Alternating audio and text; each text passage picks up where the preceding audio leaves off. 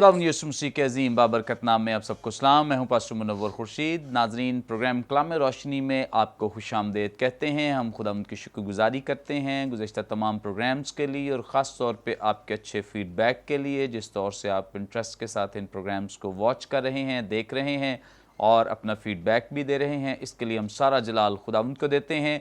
आज दूसरे सीज़न का ये 85वां प्रोग्राम है जिसमें हम खुदा के कलाम की सच्चाइयों को सीखेंगे, जानेंगे। स्क्रीन पर दिए गए नंबर्स डायल करें। आज के प्रोग्राम के ताल्लुक से आपका कोई भी सवाल हो ज़रूर पूछ सकते हैं, कोई दुआ या दरख्वास्त हो हम तक पहुंचा सकते हैं। इसी तौर से आपकी तरफ से कोई टेस्टिमनी, कोई आपकी गवाही हो हमारे साथ शेयर कर सकते हैं। आज इस प्रोग्राम में जिन खुदाम को यहाँ पे मदऊ किया गया है ताकि वो खुदा के कलाम की सच्चाइयों को हम सब के साथ बांट सकें और खुदा के कलाम के इस हिस्से को वाज़े तौर पे हमारे सामने शेयर कर सकें। मुख्तसरन तारुफ इनका आपके साथ करवाते चलें। हमें ज्वाइन किया है रेवरेंड वसीमुल्लाह खोखर साहब ने। Thank you so much sir. Thank you very much. और इनके साथ पास्टर सरवर मसीह साहब ने। Thank you so much. और इनके साथ खुरम यूनस साहब ने। Thank you so much. बहुत शुक्रिया। इससे पहले कि आज के इस मतन की तिलावत करें, मैं रिक्वेस्ट करूँगा खुरम यूनस साहब से प्लीज़ दुआ में रहनुमाई करें। खुदावंद मेहरबान आसमानी बाप, हमारा दिल तेरी शुक्रगुजारी से भरा है और हम तेरे शाकिर व मशकूर हैं इस बात के लिए कि तूने बड़े फ़ज़ल के तहत हमें जो गुनाहों में मुर्दा थे अपने फ़ज़ल के वसीला से ज़िंदा किया और हमारी ज़िंदगी में तेरी बड़ी बड़े काम हमने तजुर्बा किए हैं, कर रहे हैं और करेंगे।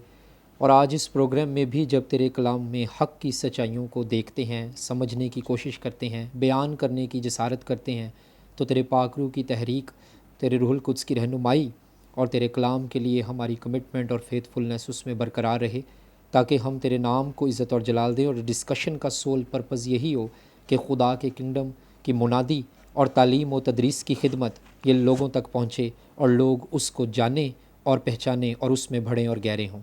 यस्सु के नाम में आमीन। आमीन आमीन। Thank you so much. नाज़रीन, कलाम मुक़द्दस में से अपनी रहनुमाई के लिए आज हम तिलावत करेंगे नए अहदनामे में से मुक़द्दस मरकुस रसूल की मारिफत लिखी गई इंजील, इसका 15वां बाब, इसकी 29वीं आयत से लेकर 35वीं आयत तक हम खुदावंद के ज़िंदगी बख्श पाक कलाम की तिलावत करेंगे। और राह चलने वाले सर हिला हिला कर उस पर लान तान करते और कहते थे कि वाह, मक़दिस के ढाने वाले और 3 दिन में बनाने वाले, सलीब पर से उतर कर अपने ताईं बचा। इसी तरह सरदार काहिन भी फ़कीहों के साथ मिलकर आपस में ठट्ठे से कहते थे, इसने औरों को बचाया, अपने ताईं नहीं बचा सकता। इसराइल का बादशाह मसीह अब सलीब पर से उतर आए ताकि हम देखकर ईमान लाएं, और जो उसके साथ मसलूब हुए थे वो उस पर लान तान करते थे।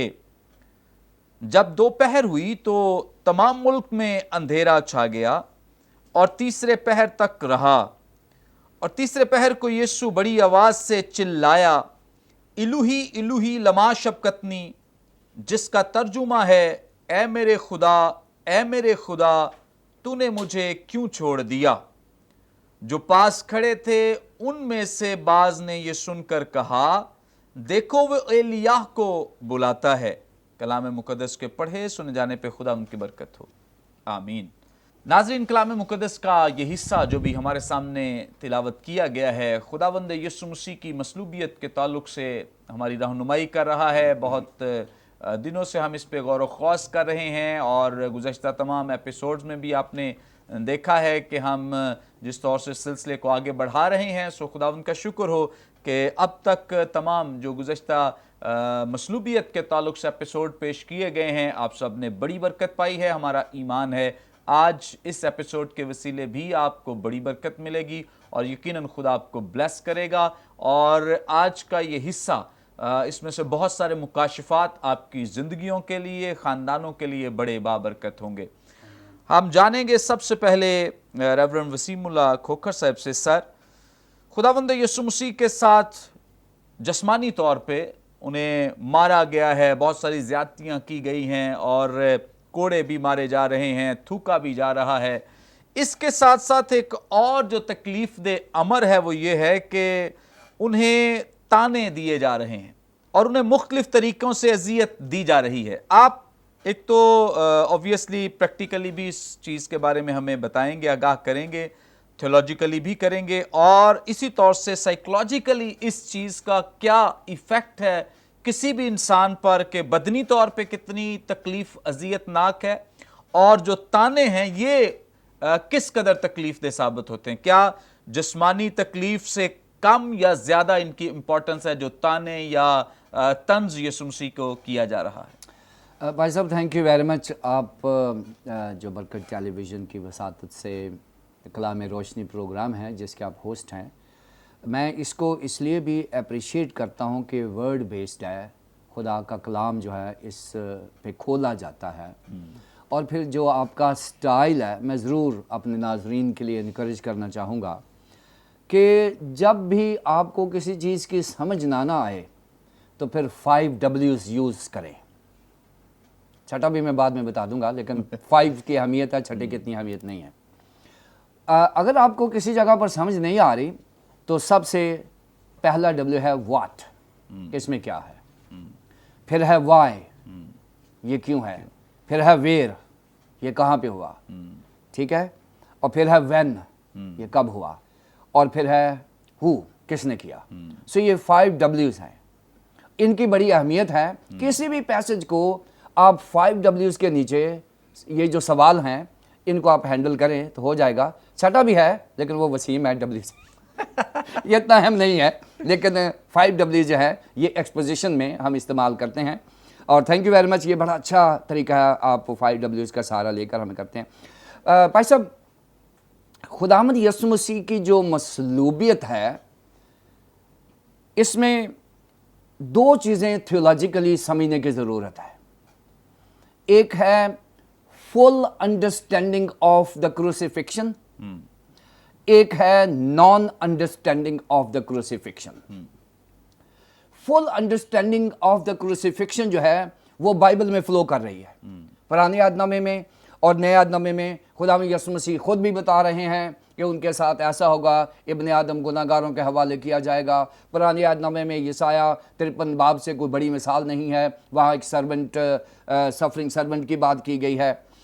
سو جو فل انڈرسٹینڈنگ ہے اس کی پوری تھیالوجی جو ہے وہ بائبل مقدس میں اس کا پورا فلو ہے. اور یہ پہلی انڈرسٹینڈنگ ہے جو خدا سمجھ رہا ہے، خداوند یسوع مسیح سمجھ رہے ہیں، باقی شاید نہیں سمجھ رہے.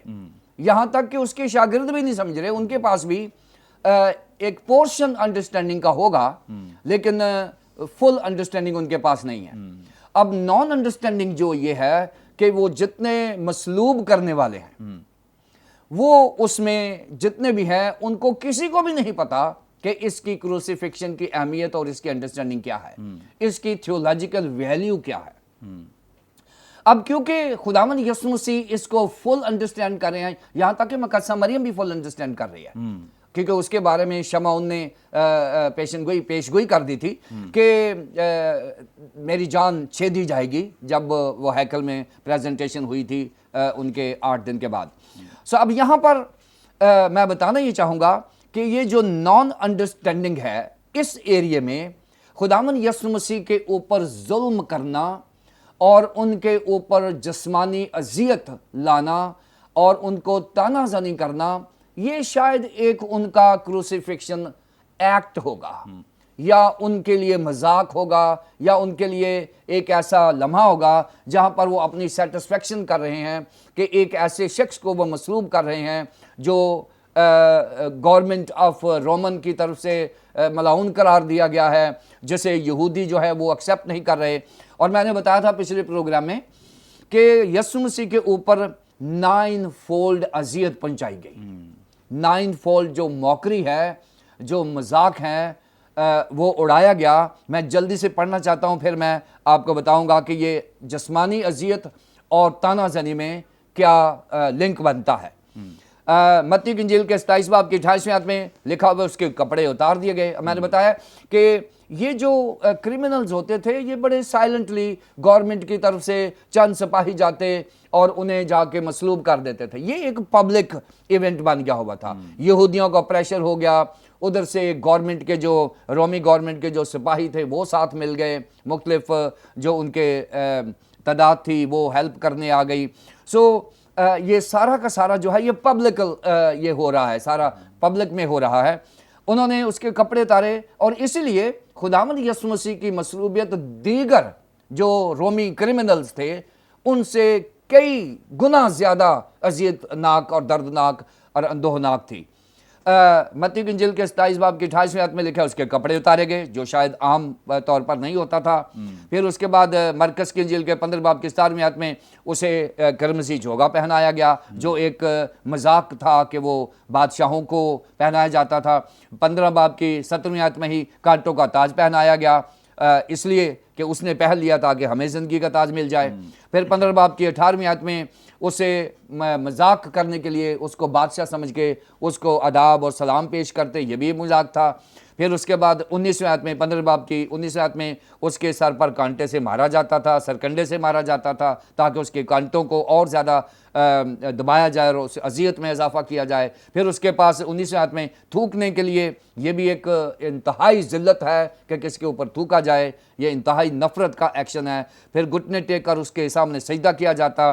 फिर 8वीं बात है अरगवानी चोगा उतार के फिर उसे मसलूबियत के कपड़े पहनाए जाते। और फिर नामी जो है उसकी मसलूबियत का जो मेथडोलॉजी है, जो तरीका था वो रोमन था, वो भी इंतहाई ख़तरनाक। उसके हाथों में कील लगाना और नेज़ा मारना और ताज रखना, ये सारे के सारे 9 फोल्ड मौकरी है नाजरीन। और ये तारीख़ की, दुनिया की तारीख़ में वाहिद आदमी है, वाहिद पर्सन है जिसे उस वक्त पता नहीं क्या समझा जा रहा था, लेकिन बाइबल मुकद्दस ने उसे इब्ने खुदा का रुतबा दिया है और वो दुनिया का निजात दहिंदा है।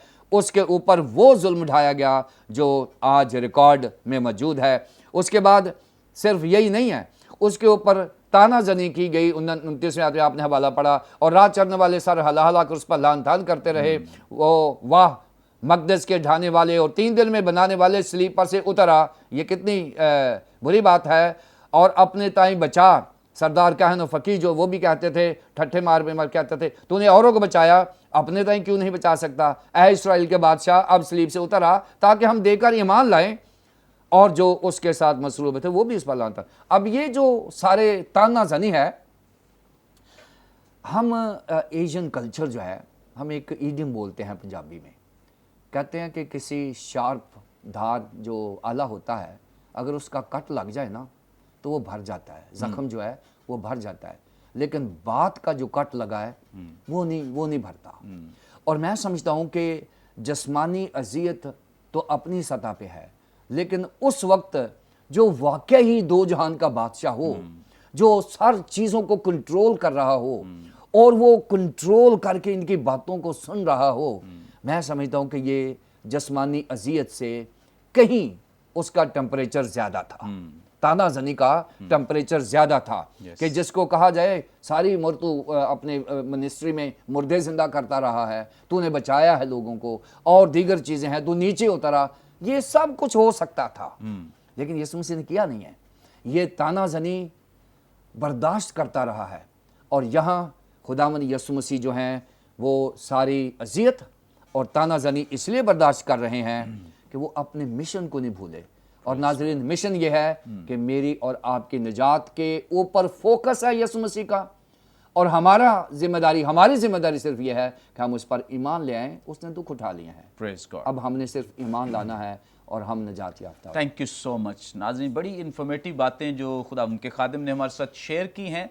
और यकीनन जो तकलीफ़ें खुदावंद यीशु मसीह बर्दाश्त कर रहे हैं जिस्मानी तौर पर, वो बहुत ज़्यादा अज़ियतनाक हैं, बड़ी तकलीफ़देह हैं, लेकिन उससे भी बड़ी तकलीफ़ जो है वो उन तानों की है, उन तंज़िया फ़िक्रात की है जो उन पे कसे जा रहे हैं और उनके लिए बोले जा रहे हैं। ये ज़्यादा अज़ियतनाक है, क्योंकि جو سائیکولوجیکلی بھی اس چیز کو ثابت کیا گیا ہے کہ یہ زیادہ تکلیف دہ عمل ہے.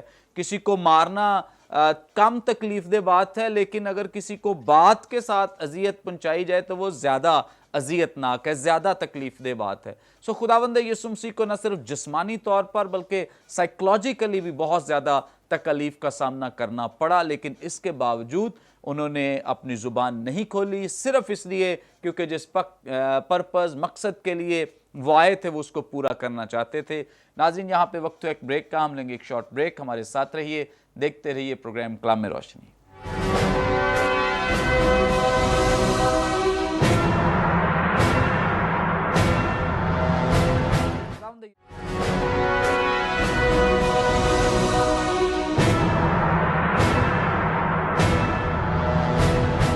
ویلکم بیک ناظرین، آپ دیکھ رہے ہیں پروگرام کلام روشنی. بریک پر جانے سے پہلے بڑی خوبصورت باتیں جو ریورنڈ وسیم اللہ کھوکھر صاحب ہمارے ساتھ شیئر کر رہے تھے. آگے بڑھیں گے اور ہمارے ساتھ پاسٹر سرور مسیح صاحب موجود ہیں. پاسٹر صاحب ہماری رہنمائی فرمائیں. یہاں پہ 31ویں آیت میں ذکر ہے، اسی طرح سردار کاہن بھی فقیہوں کے ساتھ مل کر آپس میں ٹھٹھے سے کہتے تھے، اس نے اوروں کو بچایا اپنے تائیں نہیں بچا سکتا. یہ جو خاص لفظ استعمال کیا، اوروں کو بچایا، یہ کس کی طرف اشارہ کر کے یہ اسے کہہ رہے ہیں کہ اس نے اوروں کو بچایا؟ ذرا اس کی وضاحت فرما دیں. تھینک یو سو مچ منور صاحب.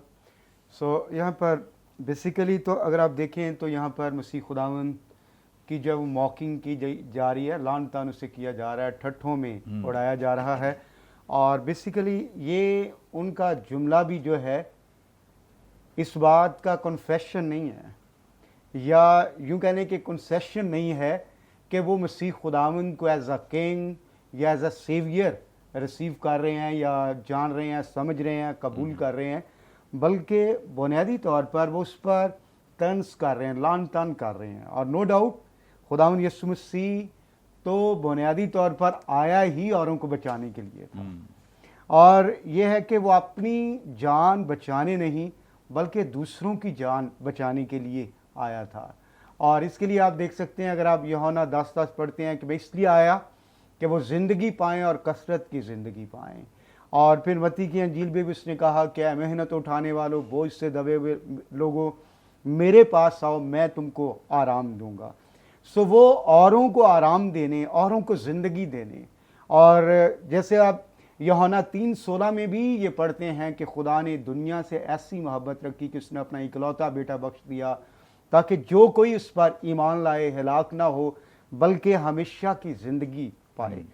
سو وہ اوروں کو بچانے کے لیے اپنی جان دینے کے لیے آیا. اور یسوع مسیح نے یہ کہا بھی کہ جو اپنی جان میرے لیے کھوئے گا وہ اسے پائے گا، اور جو اسے بچائے گا وہ اسے کھوئے گا.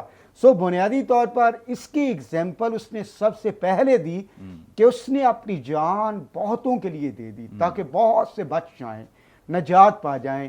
اور یہ بنیادی طور پر یسایہ 53 باب اس کی 10 سے 12ویں آیت کی طرف بھی اشارہ کرتا ہے کہ جب اس کی جان جو ہے وہ فدیہ کے لیے اونڈیلی جائے گی. سو اس نے اپنی جان کو اونڈیلا. اور جیسے آپ نے کوشچن کیا کہ یہ کس کی بات کی طرف اشارہ کرتا ہے کہ اس نے اوروں کو بچایا. اگرچہ یہ لوگ یسوع پر اور اس کے مسیحا ہونے پر ایمان نہیں لائے، اسرائیل کے بادشاہ ہونے پر ایمان نہیں لائے، اگرچہ ان ورسز میں وہ اسے طنز کر رہے ہیں، لعن طعن کر رہے ہیں، اور اس پر طنزیہ فکرے جو ہیں وہ اٹھا رہے ہیں کہ اسرائیل کے بادشاہ. لیکن اس سے مراد ہرگز یہ نہیں کہ وہ اس بات کا اظہار کریں یا کنفیس کریں، اعتراف کر رہے ہیں کہ یہ مسیحا ہے، بلکہ وہ اس بات کا نالج تو رکھتے ہیں لیکن دل سے تسلیم نہیں کرتے. اور اشارہ یقیناً گلیل سے لے کر یروشلم تک جتنے بھی معجزات ہوئے ہیں سب کے سب فقیوں، فریسیوں، سردار کاہنوں کے نالج میں تھے، علم میں تھے.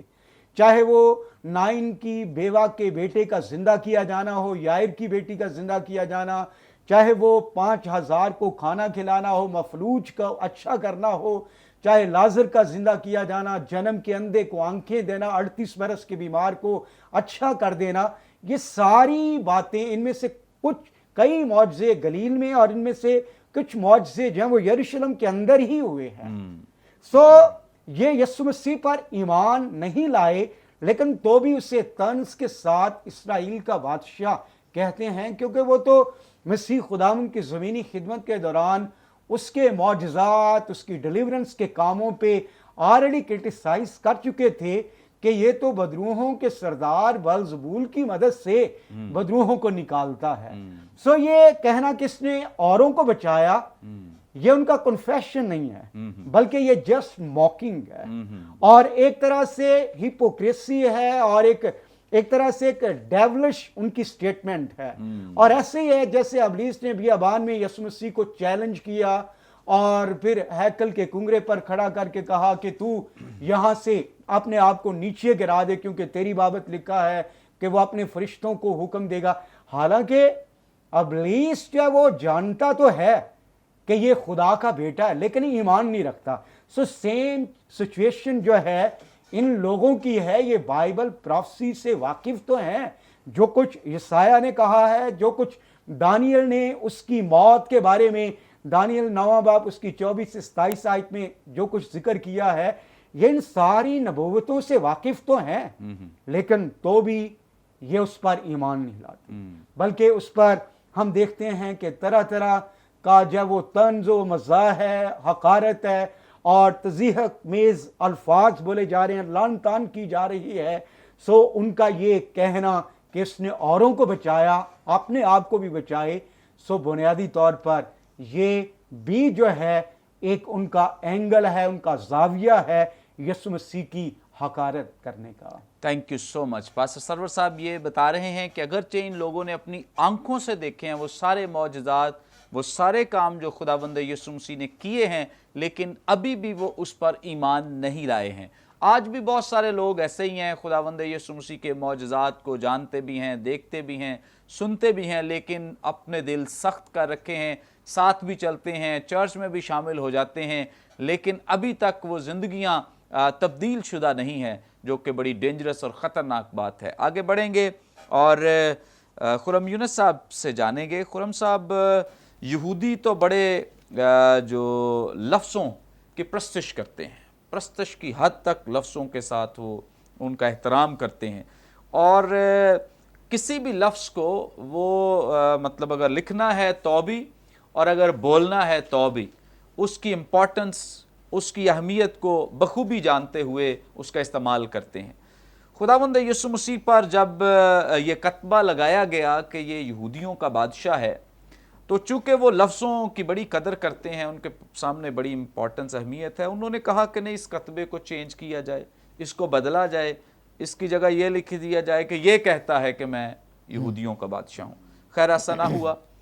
अब आगे यहाँ पे 32वीं आयत में ये कह रहे हैं, इसराइल का बादशाह मसीह अब सलीब पर से उतर आए।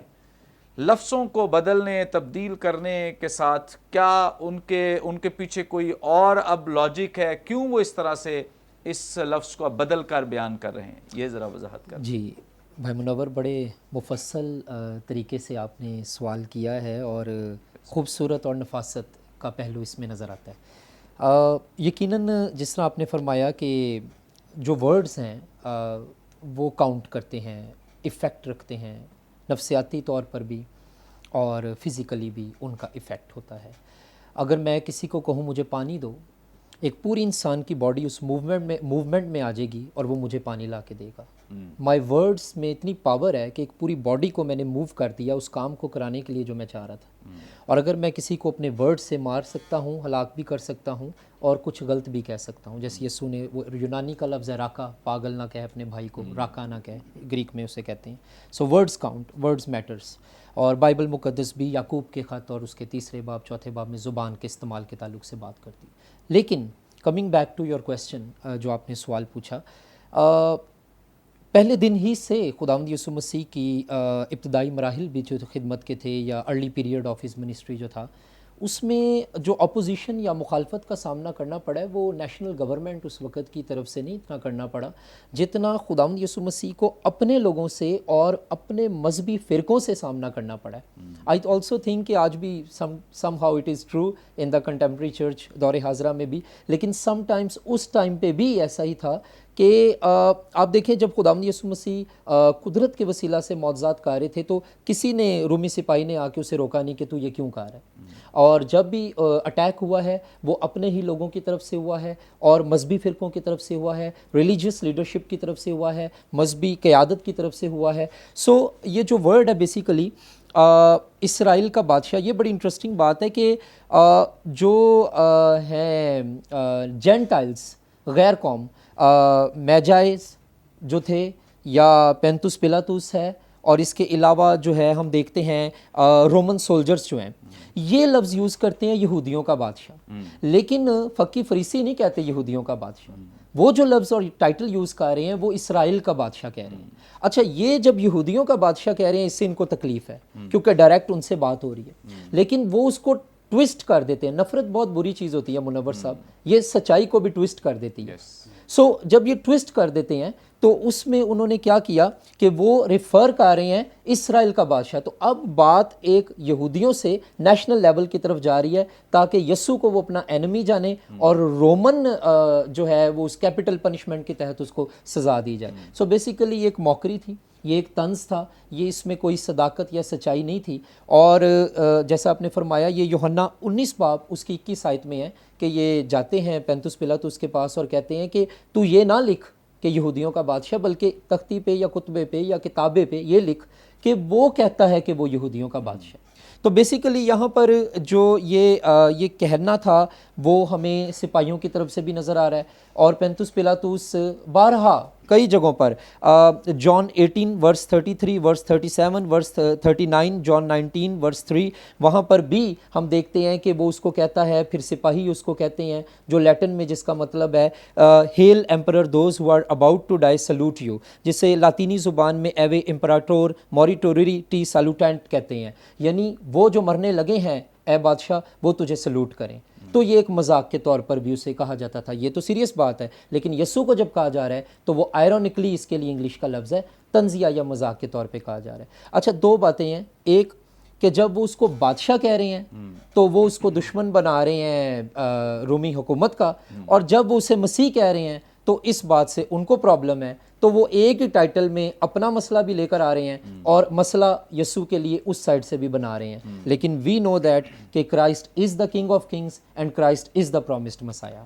Thank you so much. بڑی ہی خوبصورت انفارمیٹیو باتیں, اور یقیناً آپ سب ان تمام باتوں سے بڑی برکت پا رہے ہیں, خاص طور پہ جس طور سے خرم صاحب نے بھی اس بات کو واضح کیا ہے. خداوند یسوع مسیح کو جو یہودی ہیں وہ نیشنلی طور پہ بھی نقصان پہنچانا چاہتے ہیں اور چاہتے ہیں کہ جو رومی لوگ ہیں وہ بھی ان کے خلاف ہو جائیں, اور اسی طور سے یہودیوں کے لیے بھی وہ نفرت پیدا کر رہے ہیں تاکہ یہودی بھی ان کے خلاف خداوند یسوع مسیح کے خلاف اٹھ کھڑے ہوں بغاوت کے لیے اور کہیں. اور اسی طرح سے ہوا بھی ہے, وہ اپنے مقاصد میں کامیاب بھی ہوئے ہیں یہودی لوگوں کو تیار کرنے میں کہ وہ برابا کو مانگ رہے ہیں اور خداوند یسوع مسیح کو مصلوب کرنے کے لیے کہہ رہے ہیں. سو اس لحاظ سے انہوں نے کافی حد تک اس میں کامیابی پالی ہے. بہرحال ہم اس سے بڑھ کر ایمان رکھتے ہیں کیونکہ خداوند یسوع مسیح ایک پری پلانڈ جو کام لے کر دنیا میں آئے اس کو فالو کیا گیا ہے. یہ تمام لوگوں کو تو استعمال کیا گیا ہے اس پرپز, اس پلان کے تحت جو پرپز خداوند یسوع مسیح لے کر آئے ہیں. اگر خداوند یسوع مسیح کا مقصد صلیب پر جان دینا نہ ہوتا تو کبھی کوئی شخص انہیں یہاں تک پہنچا نہیں سکتا تھا. لیکن یہ سب کچھ برداشت اس لیے کیا تھا, یہ سب کچھ ہونے اس لیے دیا تھا تاکہ ہماری نجات پر کوئی کمپرومائز نہ ہو سکے. ناظرین یہاں پہ وقت ہوا ایک بریک کا, ہم لیں گے ایک شارٹ بریک. ہمارے ساتھ رہیے, دیکھتے رہیے پروگرام کلام روشنی.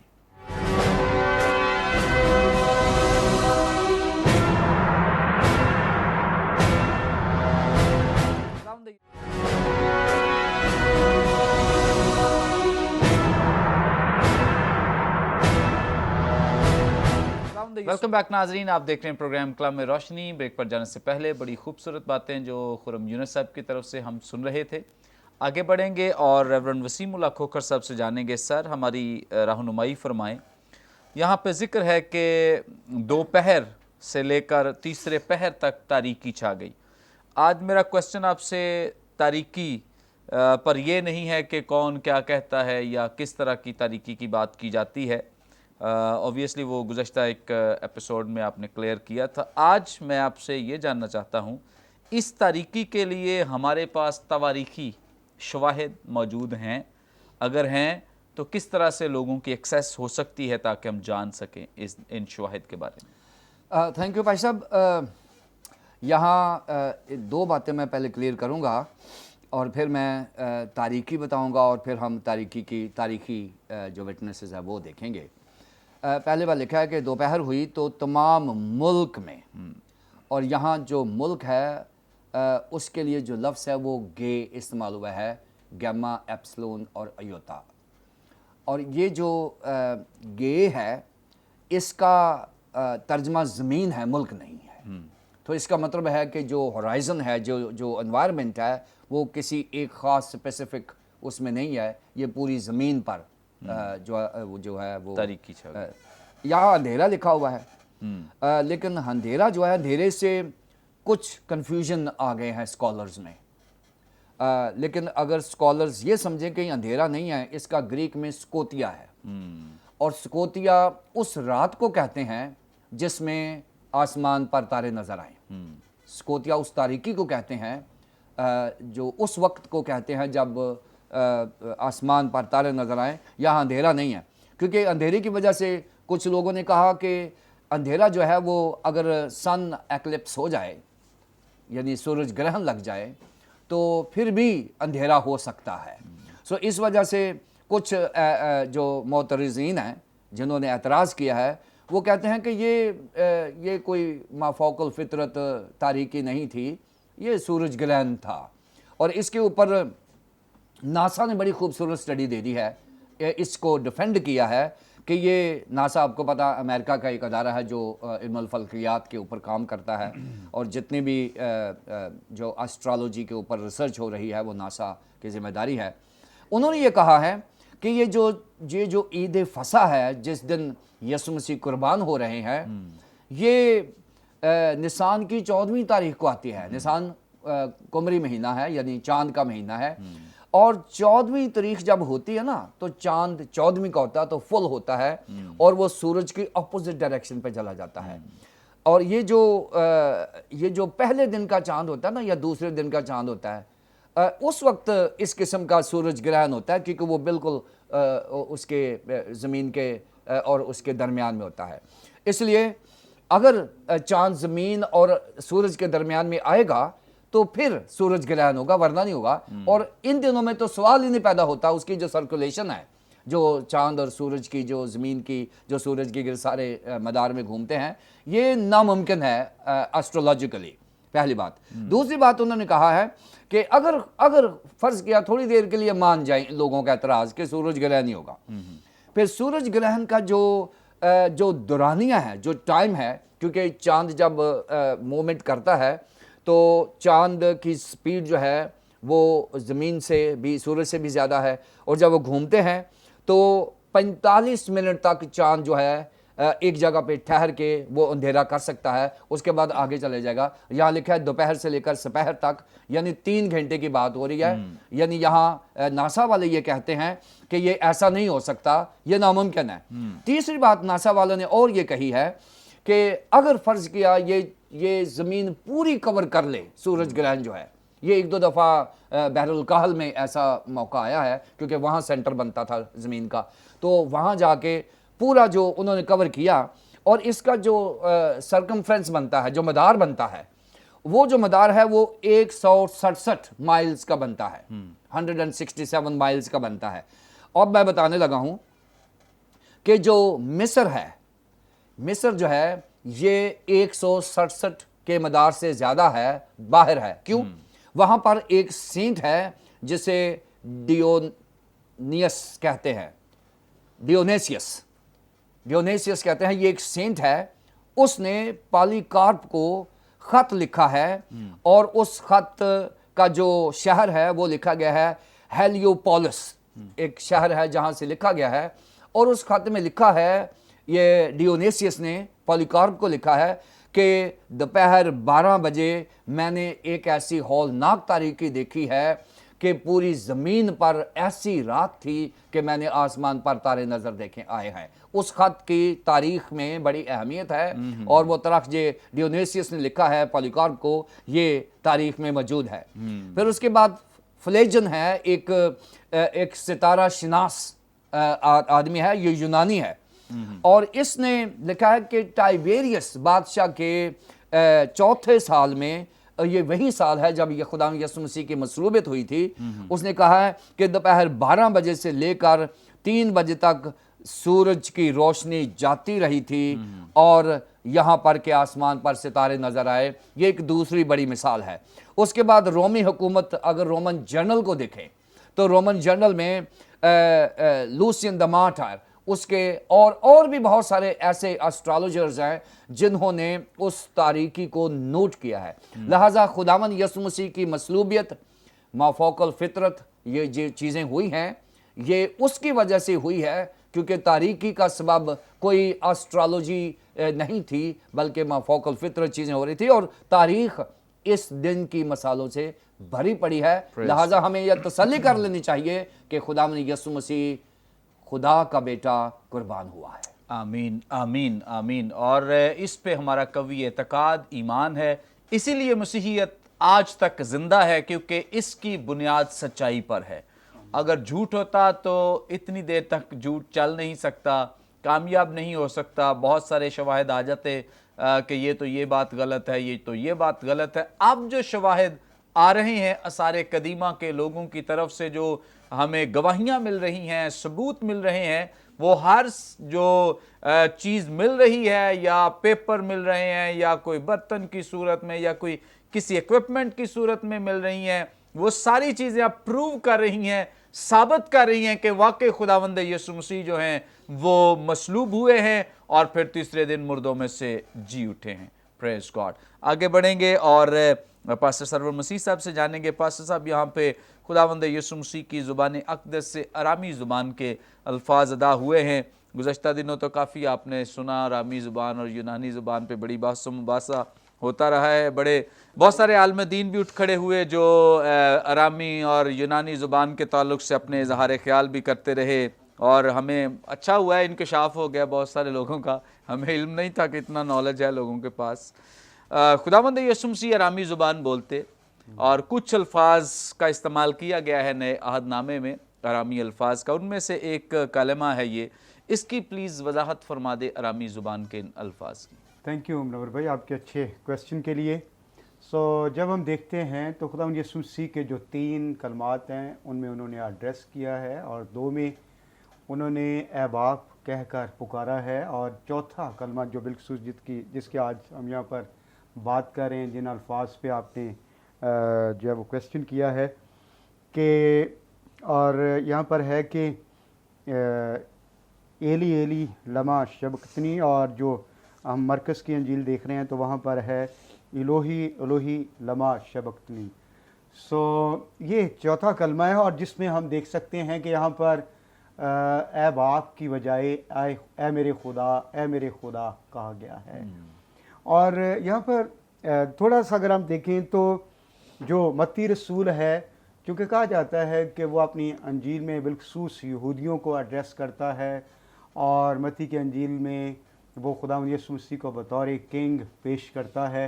और बिलखसूस चूँकि वो यहूदी कौम से मुखातब है, इसलिए उसने इब्रानी अल्फाज यहाँ पर यूज़ किए हैं, एली एली, जबकि मरकज़ जो है वो आरामी अल्फाज इलोही इलोही, चूँकि कहा जाता है कि उस वक्त फ़लस्तीन में सबसे ज़्यादा बोली जाने वाली जो ज़ुबान थी वो आरामी ही थी, और हमारे खुदावंद यीशु मसीह, हमारे नजात दहिंदा, हमारे मालिक जो हैं वो ख़ुद भी आरामी ही ज़ुबान में बातचीत करते और कलाम सुनाते थे। और एली एली और एलोही एलोही का जो तर्जमा है वो सेम है, ए मेरे खुदा।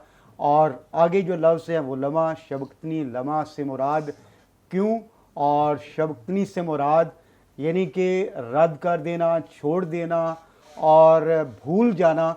सो खुदावन यसु मसीह पर जब तमाम बनी नौ इंसान के गुनाह जो है वो ला दिए गए और जब सारी दुनिया के गुनाह उस पर थे तो बाप ने अपनी निगाहें उस पर से हटा ली और अब जो है एक इस तौर से उसे ट्रीट किया गया जैसे एक मुनसिफ जो है, एक आदल मुनसिफ, जैसे एक जज जब वो मुजरम को ट्रीट करे। सो इसलिए चूँकि उस पर सारी दुनिया के गुनाह थे और कलाम इस बात को बयान करता है कि उसकी आँख जो है वो गुनाह को देख नहीं सकती, इसलिए जब उसके अपने ही बेटे पर गुनाह, सारी दुनिया का, सारे जहान का गुनाह आ गया, तो इस सबब से बाप ने जो है अपनी निगाहें पीछे हटा ली। और फिर एक ख्याल और भी कि यहूदियों ने ये समझा कि वो एलिया को पुकारता है, रोमियों ने समझा कि वो हेलीहोस को पुकारता है, लेकिन एक आम रवायत ये भी थी कि यहूदी लोग जब मुसीबत में, मुश्किलात में जाते थे तो मोस्टली वो ज़बूरों की तलावत करते थे। और ये भी यहाँ पर भी अगर आप देख सकते हैं तो ज़बूर 22 उसकी पहली आयत, यहाँ पर खुदा का बंदा दाऊद इस बात को बयान करता है कि ऐ मेरे खुदा तूने मुझे क्यों छोड़ दिया। सो जैसे जर्नली यहूदी जो हैं इस बात को मोस्टली अपनी मुश्किलात में इन हवाला जात को कोट करते, बोलते और खुदावन के लिए, खुदावन के हज़ूरी में मदद के लिए पुकारते थे। सो यहाँ पर भी खुदावन यसु मसीह ने जब ये महसूस किया कि गुनाह के बाइस, जजमेंट के बाइस जो है वो खुदा ने अपनी निगाहें हटा ली, बाप ने इग्नोर कर दिया, नज़रअंदाज कर दिया, छोड़ दिया, तो वो यहाँ पर चला उठा कि ऐ मेरे खुदा तूने मुझे क्यों छोड़ दिया। और एक राइटर को मैंने पढ़ा कि खुदावन यसु मसीह ने जब वो गुनहगार इंसान के लिए वो जुदाई जो जहन्नम में एक शख्स ने बर्दाश्त कर, एक गुनहगार ने बर्दाश्त करनी थी, और वो अज़ियत और वो तारीकी जिसका सामना एक गुनहगार को करना था, खुदावंद यसु मसीह ने ये सब कुछ अपने ऊपर लिया और उसने वो जुदाई, वो अज़ियत, वो तारीकी, वो सब कुछ बर्दाश्त की ताकि गुनहगार इंसान यस्सु पर ईमान लाकर बच जाए, नजात पाए और खुदावंद की बादशाही का शहरी बन जाए। Praise God. Thank you so much pastor Sarwar साहब ने बड़ी खूबसूरती से इसको बयान किया और इसकी वजाहत की खुदावंद यीशु मसीह की ज़ुबान अक़दस से निकले हुए इन अल्फाज को कि किस तरह से वो बयान हुए, इनका मतलब क्या है और इनके पीछे लॉजिक क्या है, क्यों ये अल्फाज जो हैं अदा किए गए। Thank you so much sir. इसी दौर से आगे बढ़ेंगे और खुरम यूनुस साहब से जानेंगे। खुरम साहब, आप हमारी रहनुमाई फरमाएंगे, खुदावंद यीशु मसीह के जो आरामी अल्फाज उनकी ज़ुबान अक़दस से इरशाद हुए, उसके बाद कुछ लोग जो पास खड़े थे वो समझ रहे हैं कि वो एलियाह को पुकार रहा है। हम जानते हैं कि ऐसा नहीं है, क्योंकि लेकिन बात ये है कि इनकी अपनी ये खाम ख्याली है, इनका अपना ये तसव्वुर है कि वो ये कह रहा है, यानी सोच रहे हैं, ख्याल कर रहे हैं, जबकि कलाम इसकी तस्दीक नहीं करता है कि वो ये नहीं कह रहा था। रूमी पर्सपेक्टिव और जो यहूदी पर्सपेक्टिव, इन दोनों के तनाजुर में आप इसकी वजाहत फरमा दें। और ये तो वाज़े इस बात को यहाँ भी किया गया है, आप भी हेल्प कर दें कि ना तो रूमी ये जो तनाजुर है वो ठीक है, न ही यहूदी ठीक है, और कुछ लोग आज भी इसके साथ जोड़ रहे हैं एक नए ख्याल को। तो इट मीन्स के ना ये दो ख्याल ठीक है और ना मौजूदा जो बयान किया जा रहा है उसमें भी कोई सदाकत नहीं है। जो बयान करें उनको पहले ही समझ जाना चाहिए कि जो दो पहले गलत हैं, अब तीसरा भी गलत आके उसमें शामिल हो गया है, हकीकत कुछ और है। ज़रा वाज़े कर दें। जॉन एलिया का एक शेर है कि फिर कहते हो कि बात ना होगी, क्या फिर कोई बात हो गई है क्या?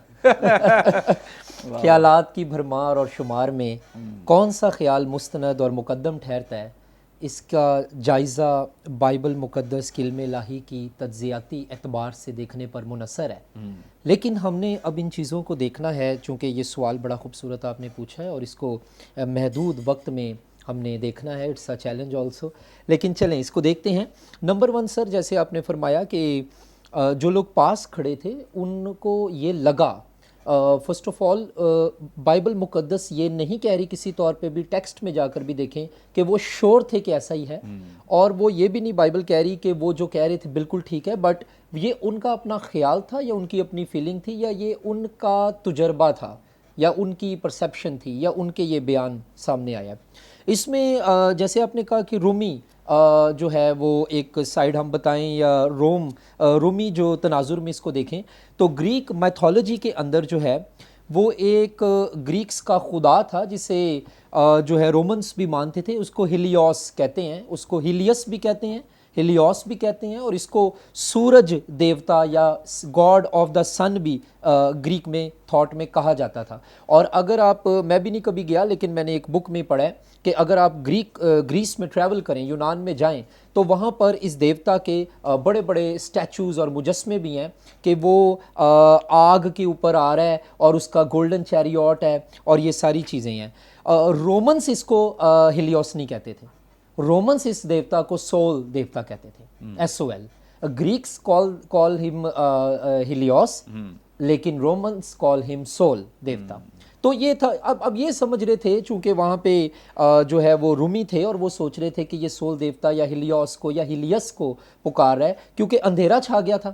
تو اب یہ وہ دیوتا ہے جو سورج پر بھی حکمرانی کرتا ہے، سورج دیوتا ہے، تو ہو سکتا ہے کہ اب یہ کہہ رہا ہو کہ اندھیرا کیوں چھا گیا ہے، روشنی کی ضرورت ہے، تو اب یہ اس کے لیے جو ہے نا اس لیے پکار ہے۔ یہ ان کا خیال تھا، ایک خیال۔ دوسرا خیال ہے وہ ہے جوئش خیال۔